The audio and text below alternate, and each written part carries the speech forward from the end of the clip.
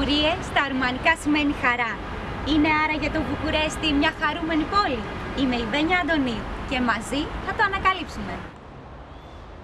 Το κτίριο που βλέπετε πίσω μου είναι το Ρουμανικό Αθήνεων και άνοιξε τις πύλες του το 1888. Στο Ρουμανικό Αθήνεων χτυπάει η καρδιά του Διεθνούς Φεστιβάλ Μουσικής του Γεωργίου Ενέσκου.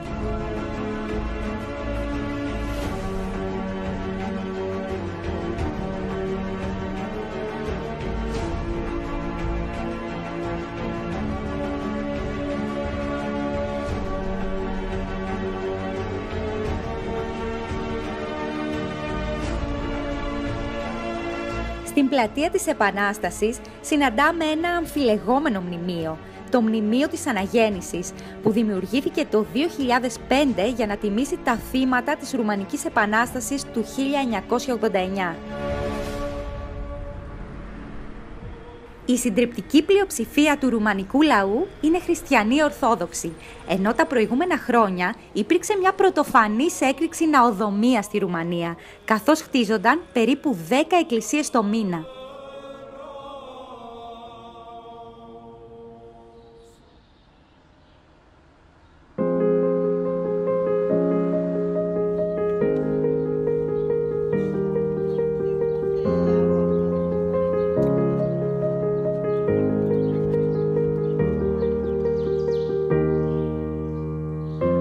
Το πάρκο της Μυγγίου δημιουργήθηκε το 1847 και αποτελεί πόλο έλξης όχι μόνο για τους τουρίστες, αλλά και για τους ντόπιους.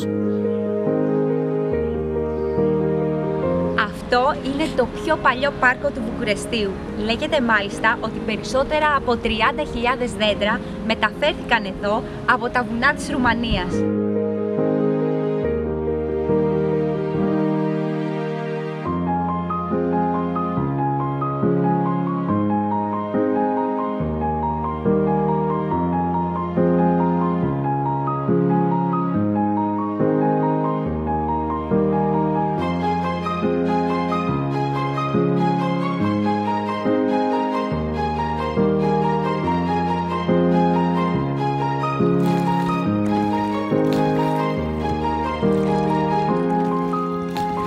Δύσκολο τελικά να τραβάς κουμπί.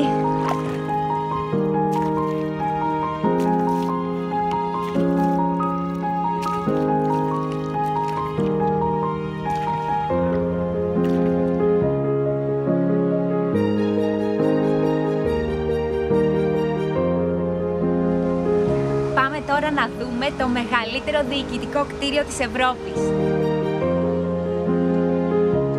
Πρόκειται για το Παλάτι του Λαού, που εκτείνεται σε 330.000 τετραγωνικά μέτρα και περιλαμβάνει 3.200 δωμάτια.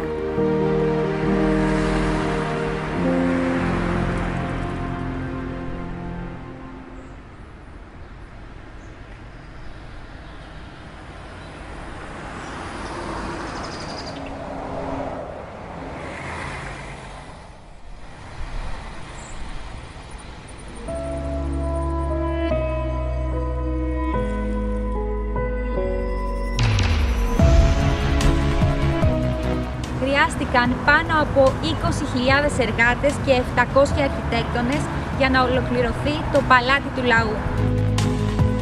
Ο Νικολάη Τσαουσέσκου ήθελε να στεγάσει τα υπουργεία, τις κρατικές υπηρεσίες και πολλά ακόμα σε ένα μόνο κτίριο.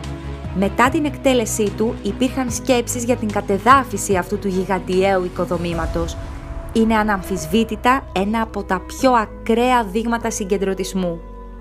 Σήμερα εδώ στεγάζεται μεταξύ άλλων η Βουλή και η Γερουσία, ενώ χρησιμοποιείται και ως συνεδριακό κέντρο.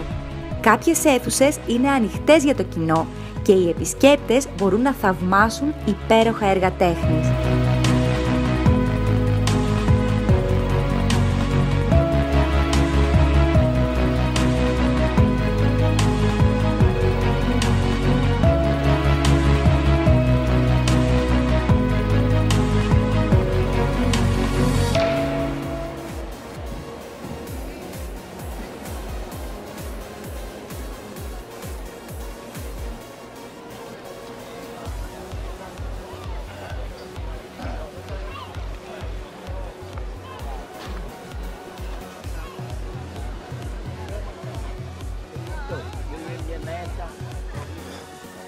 Βρισκόμαστε στην παλιά πόλη, η οποία είναι γεμάτη από εστιατόρια και καφέ. Και έτσι δεν θυμίζει και σε τίποτα παλιά πόλη.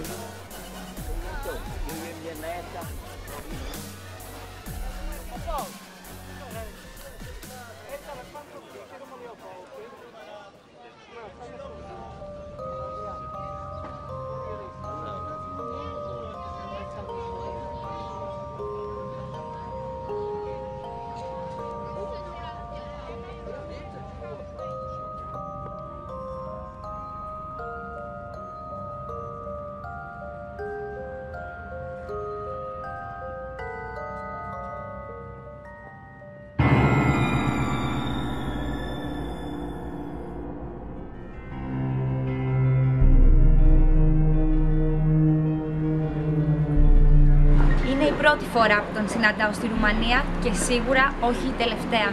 Βλαντ Τέπες ή αλλιώς Δράκουλας. Τα ερείπια αυτά είναι ό,τι έχει απομείνει από την πριγκιπική αυλή, εκεί όπου ο Βλαντ Τέπες έζησε τα παιδικά του χρόνια.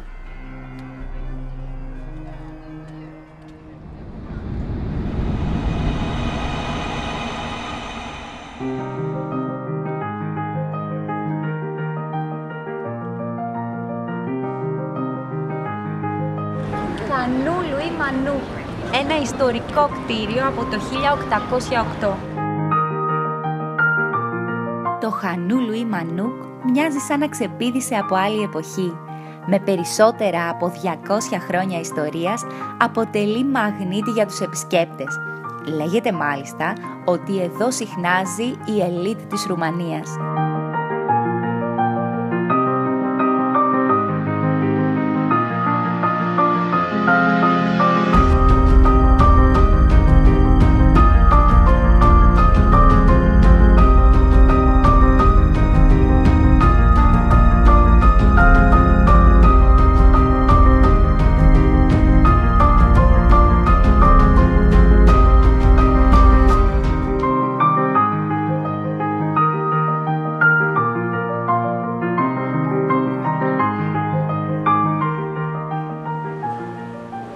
Αυτός ο πολύ όμορφος ναός έχει χτιστεί από τον Έλληνα μοναχό Ιωαννίκιο Στρατονικαία.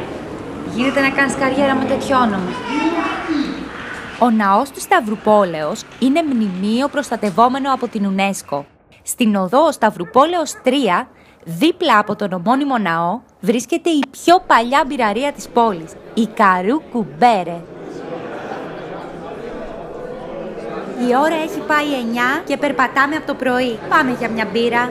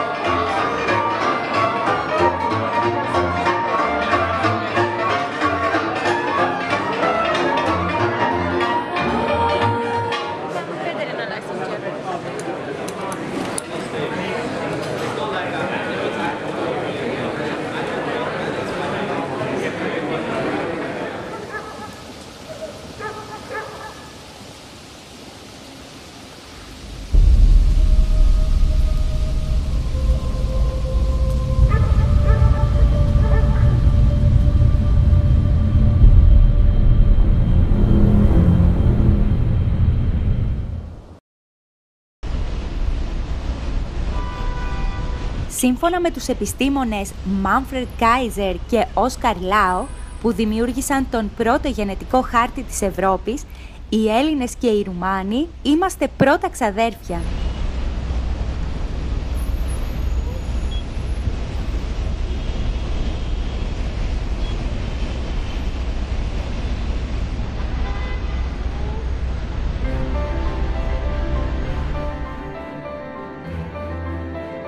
Το μετρό στο Βουκουρέστι άρχισε να λειτουργεί από το 1979. Σήμερα η πόλη διαθέτει ένα από τα εκτενέστερα συστήματα δημόσιας συγκοινωνίας στην Ευρώπη.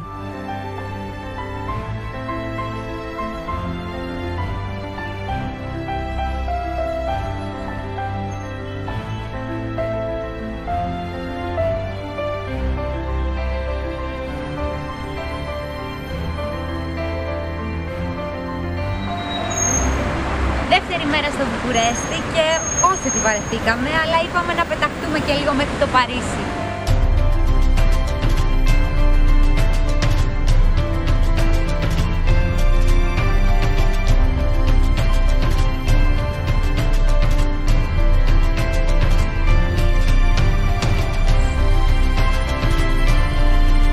Όταν η Ρουμανία κέρδισε την ανεξαρτησία της, τοποθετήθηκε εδώ μια ξύλινη αψίδα.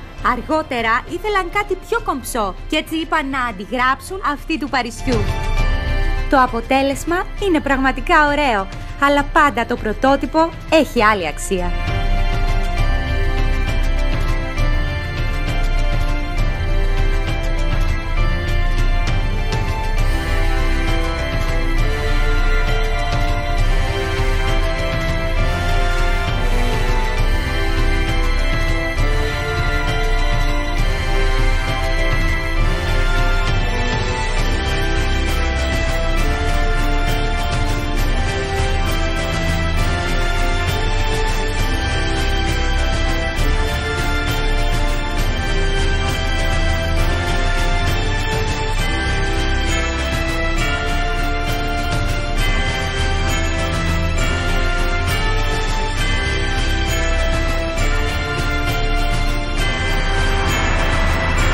Επιστρέψαμε στο Βουκουρέστι και πάμε τώρα να κάνουμε μια βουτιά στο παρελθόν της Ρουμανίας.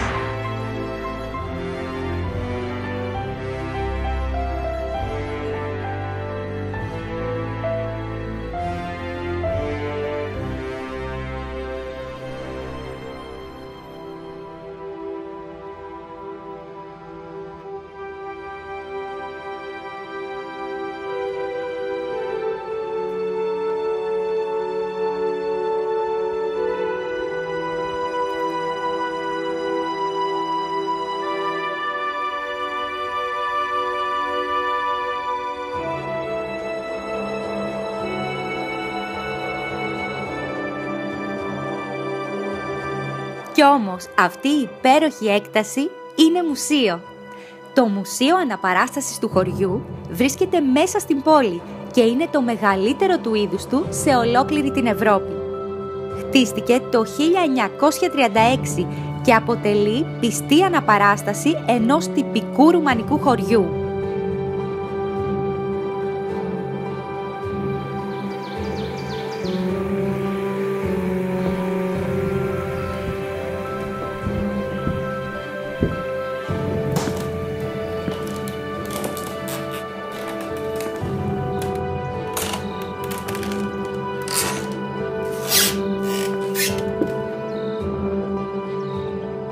Πολλά από τα κτίσματα που μπορεί κανείς να θαυμάσει εδώ μεταφέρθηκαν αυτούσια από τη Ρουμανική Ύπαιθρο στο χώρο του μουσείου.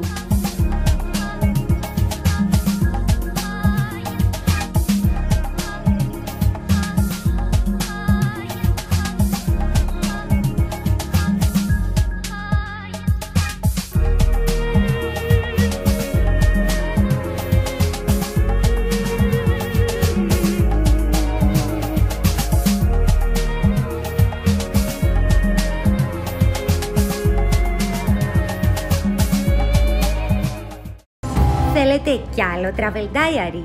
Αν ναι, ακολουθήστε μας στα social media και μην ξεχάσετε να εγγραφείτε στο κανάλι μας στο YouTube. Θα βλέπετε πρώτοι τα νέα ταξιδιωτικά μας βίντεο και τις εκπομπές μας.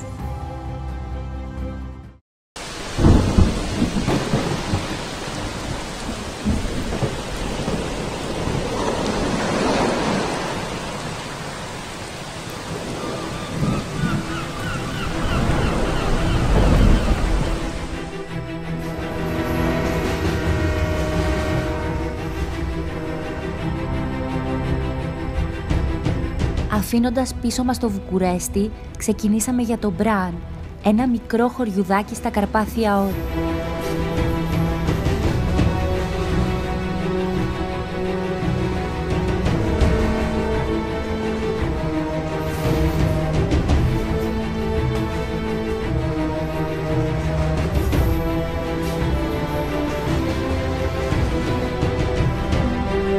Όσο απομακρυνόμαστε, το τοπίο γίνεται όλο και πιο σκοτεινό, όλο και πιο άγριο.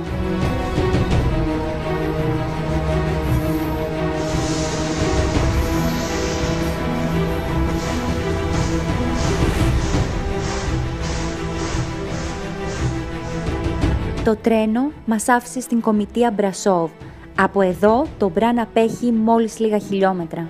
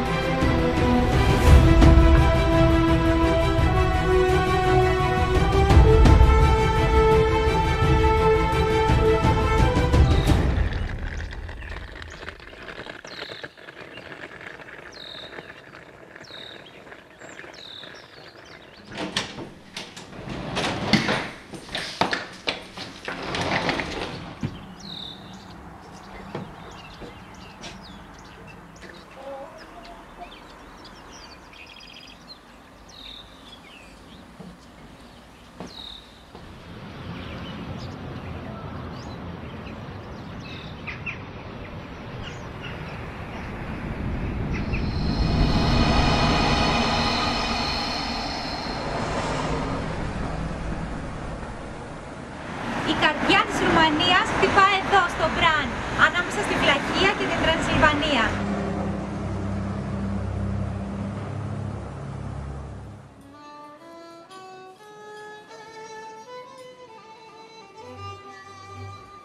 Πηγαίνοντας στην Τρανσιλβανία, είναι σαν να κάνεις ένα ταξίδι στο παρελθόν.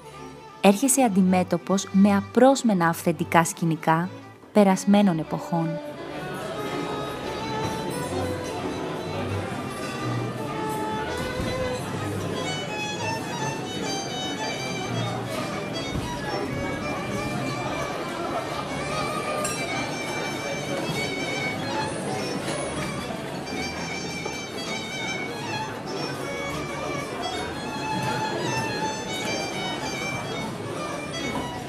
Στη Ρουμανία η φασολάδα έχει και κρέας, ενώ σερβίρεται μέσα σε ψωμί. Είναι ίσως η μοναδική περίπτωση που μπορείς να φας και το πιάτο σου.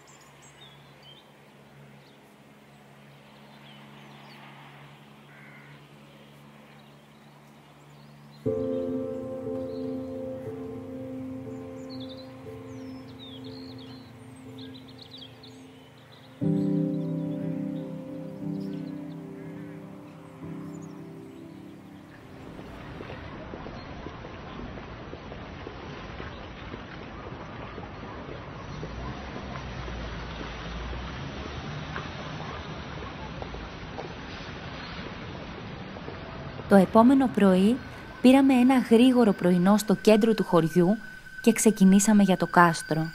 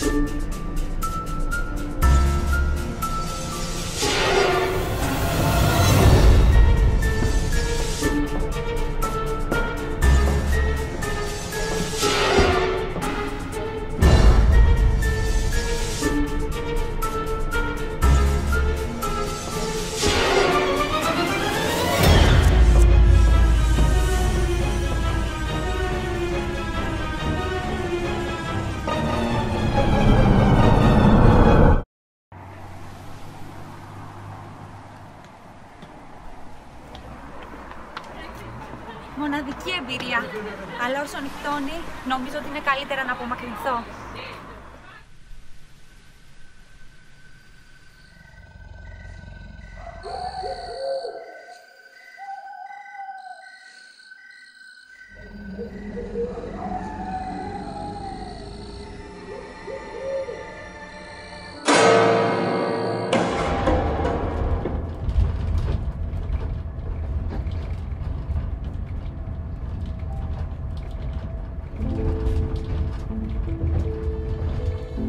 Το ταξίδι μας κάπου εδώ τελειώνει και η αίσθηση που μας αφήνει είναι ότι καμιά φορά οι μύθοι γοητεύουν πολύ περισσότερο από την ιστορία.